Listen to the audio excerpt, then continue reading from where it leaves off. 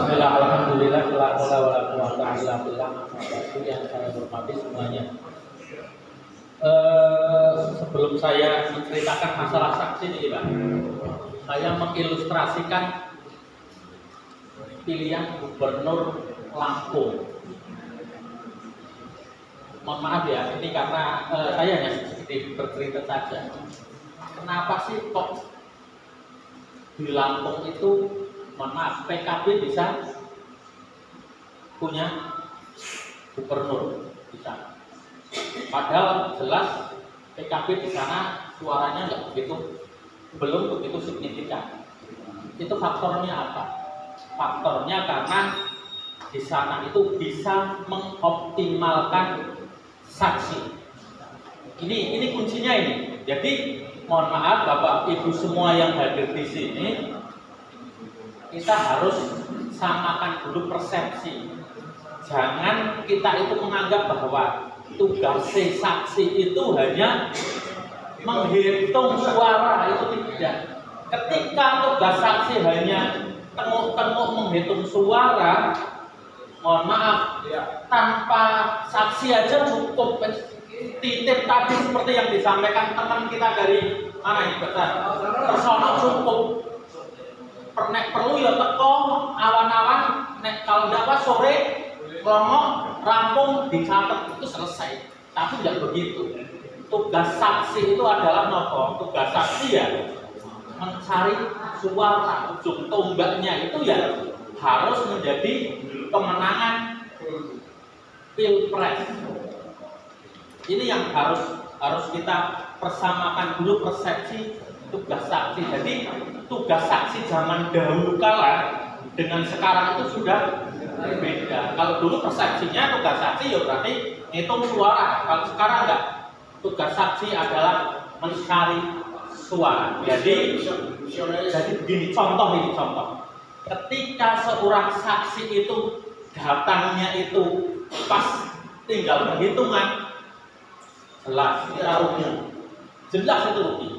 Tapi ketika saksi itu datang mulai dari pagi hari, orang mulai masuk milih, pengaruhnya berbeda. Contoh Pak Slamet misalkan, contoh ini ya Pak Slamet, saya bingung ini, aku masih milih apa sih pilpres ini?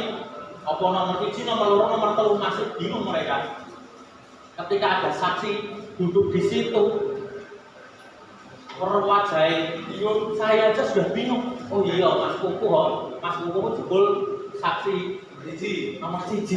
Akhirnya ini pengaruh. Nah, bayangkan ketika ini terjadi se-Indonesia, berarti kan pengaruh suara terhadap Amin itu cukup signifikan. Jadi jangan pernah kita melupakan bahwa saksi itu ya harus hadir tepat pagi hari sampai awal sampai selesai, sampai nanti ke tingkatan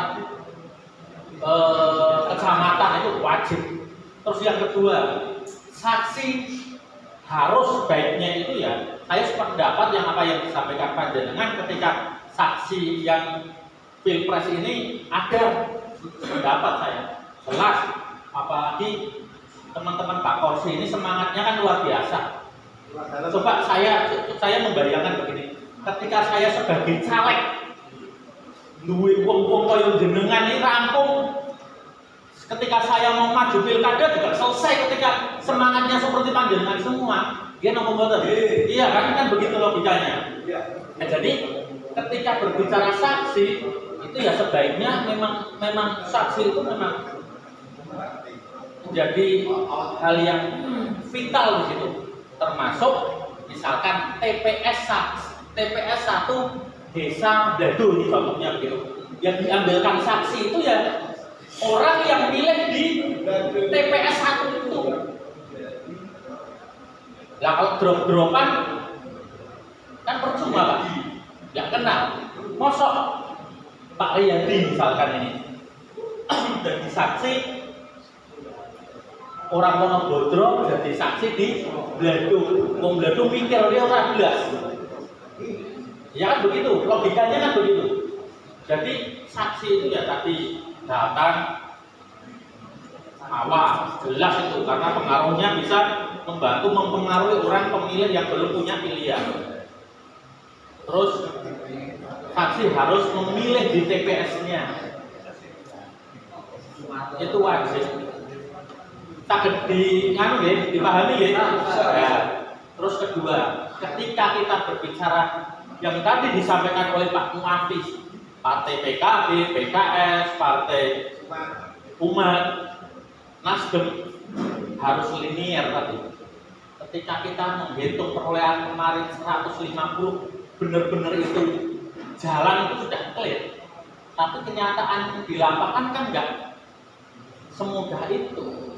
Nah, harapannya teman-teman saksi dari Bang Korsi ini juga mencari masa yang real. Ketika Kabupaten Batang ini jumlah pemilihnya 500.000 katakanlah besok yang hadir, kita mengamankan suara 200.000 aja kan menang. Nah ini yang harus kita hitung, bisa tidak ketika Amin itu harus dapat 200.000, targetnya kan harus ada. Nggak tahu, mungkin Mas Kunto sudah menargetkan perolehan di Batang itu kira-kira berapa ratus ribu, saya nggak tahu. Tapi paling tidak kita harus punya target. Lah di situ peran saksi sangat penting. Wong PKB ya wis ben PKB, orang Nasdem ya Nasdem, umat PKS ya monggo PKS. Jadi berarti saksi yang diambil itu diusahakan di luar orang partai, itu menjadi wajib. Nah, ketika yang dijadikan saksi itu Wong PKB otomatis milih loh. Orang PKS ya sudah otomatis milih. Nah ini gambaran ini Mas Kunto yang harus kita tekankan bersama supaya kita berpikir minimalnya itu ya TPS awake dhewe menang. Kan minimal pertama begitu kan. Terus di desa kita menang, di kecamatan menang, dan minimal di kabupaten wajib menang. Karena apa? Jelas pertaruhan pilpres ini Jawa Tengah itu jelas. Ketika kita bisa menang di Jawa Tengah, hampir dipastikan pasti kita menang. Ini yang harus jadi catatan. Hanya Mas, untuk sanksi itu apakah diberi meja, kemudian diberi identitas saksi, misalnya Amin, atau tidak? Kalau dulu itu tidak ada identitasnya, jadi akhirnya apa ya, tidak tahu itu saksinya siapa. Nah itu yang perlu dijelaskan. Apakah sekarang itu saksi itu sudah diberi meja, kemudian diberi depannya itu saksi Amin atau kalau biasanya saksi ya ada di sana itu, kalau di sana ada sih. Kalau atribut nggak boleh Pak, misalkan jenengan pakai apa kaos, terus pakai apa itu kalungan, pakai nomor 1 itu nggak boleh. Tapi kalau meja dan lain-lain itu pasti ada di sana. Mantap ya, nanti bisa berdiskusi. Tapi paling tidak gambaran kita itu kita berarti punya target untuk memenangkan di Kabupaten Batang harus paling tidak 200.000. Larong atau sewu sekok di suara. Nah menurut saya waktu 25 hari ini kita sudah arahnya ke sana. Hitung-hitungan dan untuk atau sewu. Begitu Pak Kunto. Atur nuhun sekian. Assalamualaikum warahmatullahi wabarakatuh.